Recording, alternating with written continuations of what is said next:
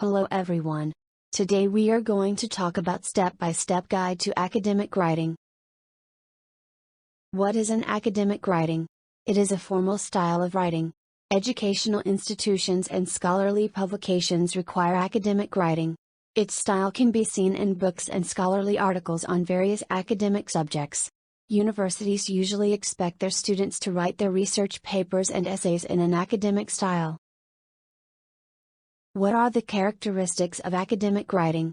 Well-structured and well-sourced. Focused, formal, and unbiased. Clear, precise, and well-sourced. What academic writing is not? Personal. It uses a second-person pronoun. Long-winded. It is not repetitive. Emotive and biased. Arguments are based on evidence and facts. What are the types of academic writing? First of all, research papers and research proposals. Second, thesis and dissertations. Third, literature reviews and lab reports. And the last type is essays and annotated bibliographies. What are the challenges of academic writing? Grammar and punctuation. Sentence structure. Plagiarism. Interpretation of reading material. Dependency on lecturers' notes. Lack of proficiency in English language. Lack of time. Lack of resources. What are the steps involved in academic writing? So there are 4 steps involved.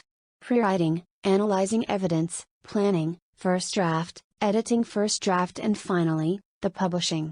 Pre-writing is finding a topic, finding resources and taking notes.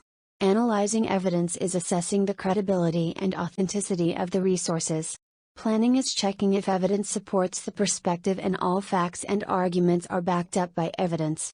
First draft is writing from the notes, putting ideas into words.